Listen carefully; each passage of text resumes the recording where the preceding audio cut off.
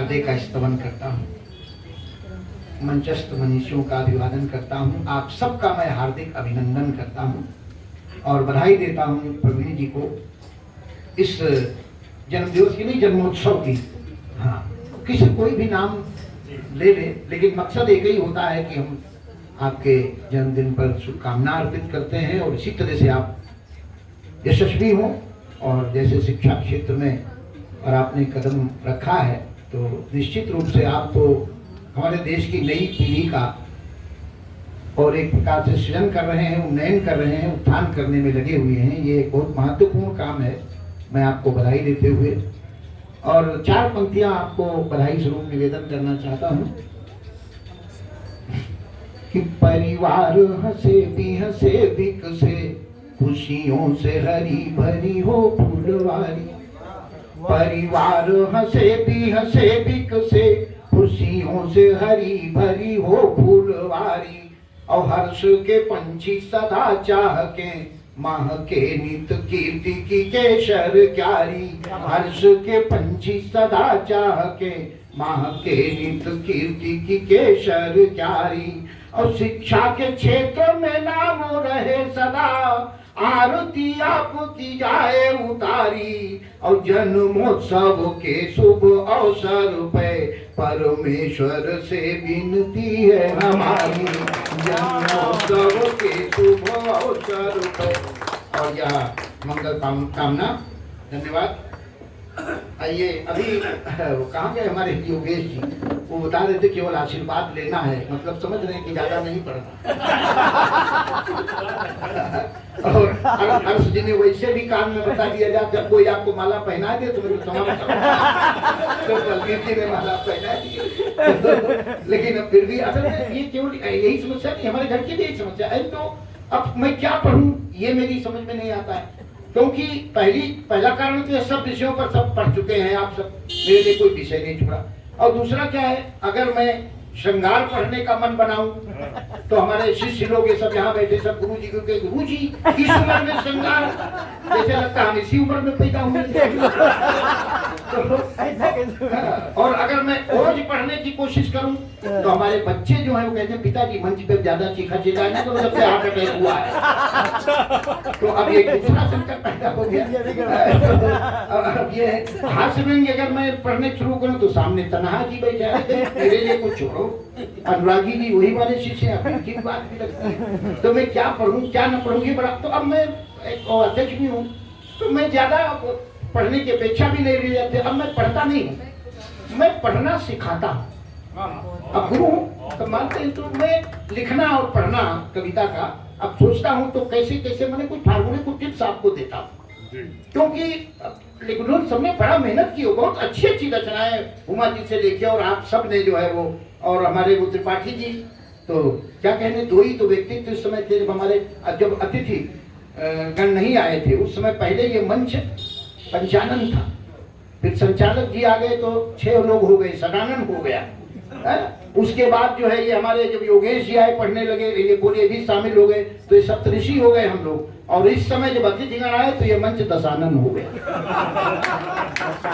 बिल्कुल रामलीला का नहीं, ताली बजा नहीं, बार देखिए अभी वो हुमा जी कहती ताली नहीं बजा रहे हो, ताली नहीं बजा रहे हो, और सब कुछ कहने के बाद सबने बजा दी। ईश्वर सुल्ताने ने तो बिल्कुल हो, एक बात बता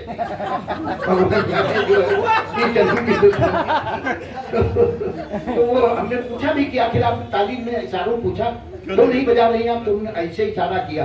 बोले वो हमारे बगल में जो बैठे ना उनसे हाथ लड़ जाएगा मैं जोर से। तो इस चक्कर में उन्होंने ताली नहीं बजाई। तो अब ये सब नौबत क्यों आ रही है? ये नौबत इसलिए आ रही है, अगर वास्तव में हम तो चाहते हैं हर कवि अगर दशानन होता तो कितना अच्छा होता। एक मुंह कविता पढ़ता, 9 मुंह अपने आप वाह वाह कर लेते और 20 हाथ अपने आप तालियां बजा लेते। कितना अच्छा होता, बहुत बढ़िया। तो इसलिए मैं अब कविता जो है वो करना सिखाता हूँ। अब जैसे अब तमाम हमारे कवि लोग मुझसे पूछते हैं, शिष्य लोग गुरु जी कि दोहा में कितनी मात्राएं होती है, वो छंद कैसे लिखूं, इसमें गण बता दीजिए। हमने कहा हमने ये कुछ पढ़े नहीं, हम तो वही विज्ञान के विद्यार्थी रहे और भाषा भास्कर में जितना पढ़ाया जाता था परीक्षा पास करने के लिए सिर्फ उतना ही हमने जो है पिंगल पढ़ा है, बाकी हमें वास्तव में कुछ नहीं आता है। और मैं पहले बताना चाहूँ, 4 पंक्तियां पढ़ता हूँ इसी विषय पे में कि भाषा का ज्ञान नहीं हमका, नहीं पिंगल मातनी को निपुणाई। ईमानदारी से बता रहा हूँ, भाषा का ज्ञान नहीं हमका, नहीं पिंगल मातनी को निपुणाई। और छंद अलंकार न जानो कछु, नहीं जानो सोर ठायो चौपाई। लोग है पूछत कैसे लिखो कविता, उनका हमका समझाई। और नाऊ लिखूं मृदु मैया तुम्हारे, पर लोग बतावे लगे कविताई। नाऊ लिखूं मृदु मैया तुम्हारे, पर लोग बतावे लगे कवि। तो माँ की कृपा है जो मैं कुछ आपके समक्ष बोल रहा हूँ। और जब माँ की कृपा हो जाती है तो ये सब जो है वो कि अक्षर मात्रा छंद, अक्षर मात्रा छंद हमारे, अक्षर अक्षर गीतों के प्रतिबंध हमारे पीछे चलते हैं। क्या बात है। गीतों के प्रतिबंध हमारे पीछे चलते हैं, और मात्रा के अनुबंध हमारे पीछे चलते हैं, हमारे पीछे चलते हैं। अब जब भी मेरी लेख माँ की कृपा, जब भी मेरी लेखनी को है मिल जाती, अरे अलंकार रस छंद हमारे पीछे चलते हैं, अलंकार रस छंद हमारे पीछे चलते हैं। तो आपने अध्यक्ष बनाया है तो आपकी अपेक्षाएं भी होंगी, लेकिन मैं थोड़ा जैसा ना, 2 ही लोग उस समय जब हम 5-6 लोग थे तो 2 ही लोग महत्वपूर्ण थे। एक हमारे त्रिपाठी जी, ये पुंज है, दूसरे हम लोग ये पुंज है। 2 लोग जो है। तो आइए मैं आपको बताता हूँ। पहले बता देता हूँ ताकि ये ना कहो कि अध्यक्ष जी ने क्या पढ़ा है।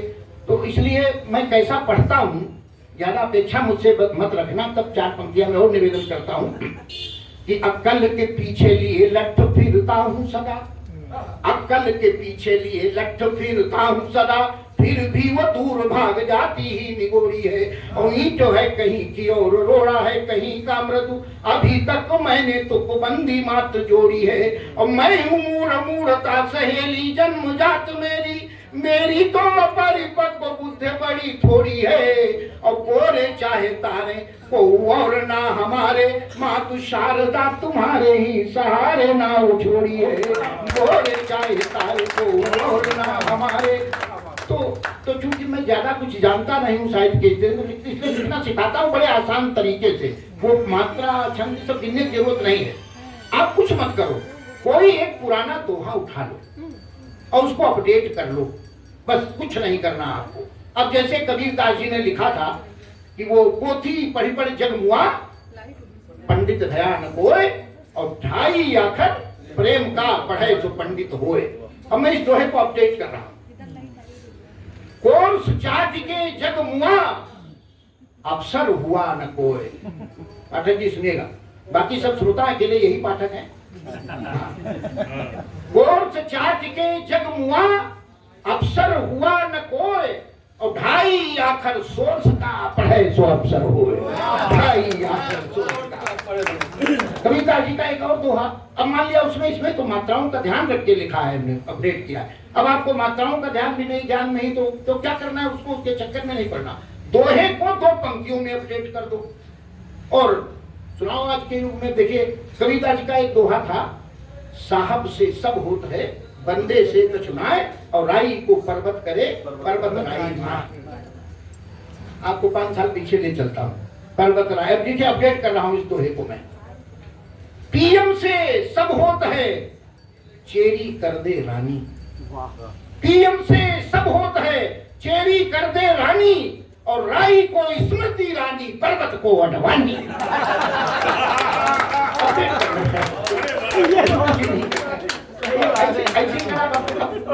अच्छा मान लिया इतना भी न कर पाओ, इतना भी न कर पाओ तो आपका 400-500 रुपया खर्च हो जाएगा। और वो हमको नहीं देना है। हाँ, वो करना ये है कि आपको 2 किताबें मंगवा लो आप, एक श्याम नारायण पांडे जी की हल्दी घाटी और एक वो अमिताभ बच्चन के पिताजी हरिवंश राय बच्चन जी की मधुशाला। कुछ नहीं करना, एक लाइन हल्दी घाटी से पढ़ो, एक मधुशाला से पढ़ो, हास्य व्यंग्य की कविता तैयार है। रणबीर, उदाहरण के लिए एक उदाहरण देता हूँ, बाकी आप किताबें मंगाना और पढ़ना। रणबीर चौकड़ी भर भर पर खुलवा देना एक मधुशाला, रणबीर चौकड़ी भर भर कर खुलवा देना एक मधुशाला, राणा प्रताप के घोड़े को पिलवा देना मधु का प्याला, राणा प्रताप के घोड़े को पिलवा देना मधु का प्याला, पिलवा देना मधु का प्याला। तो आइए देखो, हम सीतापुर से आए हैं। हमारे यहाँ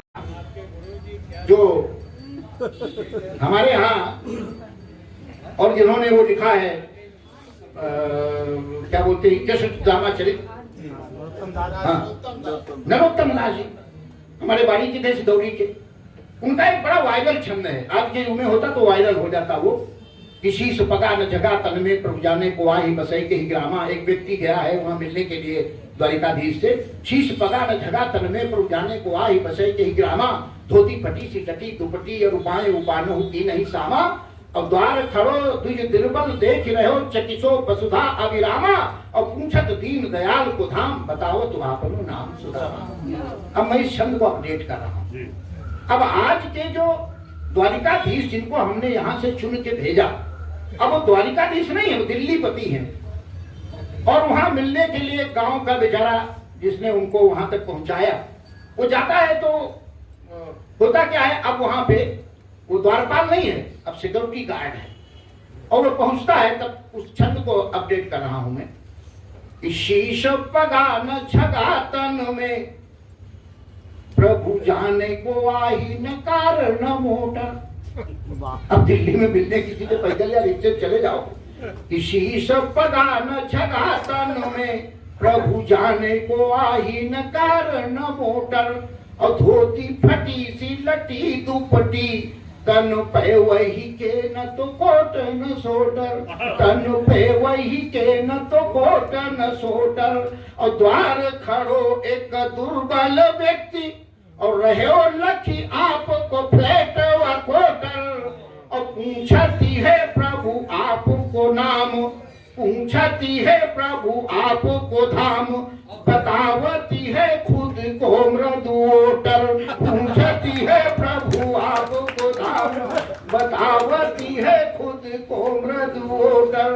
तो ये है बस ऐसे। और भी अब क्या होता है, मैं चाहता हूँ तो अब देखिए हमारी बुआ जी बहुत अच्छा श्रृंगार पढ़ी थी, मेरा भी बड़ा मन है, और इसलिए मन है नहीं, उन्होंने कहा नहीं वो मैं मेहंदी लगाई तेरे नाम की फिर कार्तिक की सुनिए, तो मैं बड़ा प्रसन्न हो गया। लेकिन बाद में फिर मर्यादा का ध्यान आया, तो हमारे सामने ये बड़ा संकट है कि वो अब क्या बोले, अब जब वो थी, अब तो वो रही नहीं, हमारी दुर्घटना में एक साथ हम लोग तो मंजिल से नीचे गिरे, वो चली गई। जब वो थी तब भी मैं संकट में था, और जब नहीं है तो भी मेरी व्यवस्था है। 4 पंक्तियां श्रृंगार की इसी संयोग योग की व्यवस्था की पढ़ता हूं। जब वो थी कि उनके डर से उसके घर थे मिलने जा नहीं सकते, कि उनके डर से उसके घर थे मिलने जा नहीं सकते, वो घर आ जाए तो एकांत में बतिया नहीं सकते, वो घर आ जाए तो एकांत में बतिया नहीं सकते। न अब वो है न अब डर है, विवशता किंतु ऐसी है, निर्भय जी सुनेगा, न अब वो है न अब डर है, विवशता किंतु ऐसी है, रखी डायबिटिक हूँ रखी बर्फी है लेकिन खा नहीं सकते, डायबिटिक हूँ रखी बर्फी है लेकिन खा नहीं सकते। सही मर्यादा में लिखना पड़ता है। एक इसी खानदान की 4 पंक्तियां और एक बिल्कुल नई अनूठी अछूती उपमा दे रहा हूँ, अगर समझ में आए तो समर्थन करिएगा। कि रात ही रात हो केवल सुनहरा प्रार्थना पहुँचे, रात ही रात हो केवल सुनहरा प्रार्थना पहुँचे, कई दिन तक अगर उन तक हमारी बात ना पहुंचे कई दिन तक, अगर उन तक हमारी बात ना पहुंचे तो होती इस कदर उलझन किसी से कह नहीं सकते, तो होती इस कदर उलझन किसी से कह नहीं सकते। हो जैसे पीठ में खुजली वहां तक हाथ ना पहुंचे, हो जैसे पीठ में खुजली वहां तक हाथ ना पहुंचे। और 4 पंक्तियां इसी खानदान की ओर पढ़ता हूँ, श्रृंगार की। इसमें भी बिल्कुल एक नई उपमा दी है। तेरी खातिर प्यार का नया स्टाइल बन जाऊंगा, तेरी खातिर प्यार का नया स्टाइल बन जाऊंगा। अगर प्यार से छुओगी तो टच मोबाइल बन जाऊंगा, अगर प्यार से छुओगी तो टच मोबाइल बन जाऊंगा। गर हमास सी कातिल नजर ने कत्ल किया मेरे दिल का, तो छोड़ूंगा नहीं तुझे मैं इजराइल बन जाऊंगा, तो छोड़ूंगा नहीं तुझे मैं इजराइल बन जाऊंगा।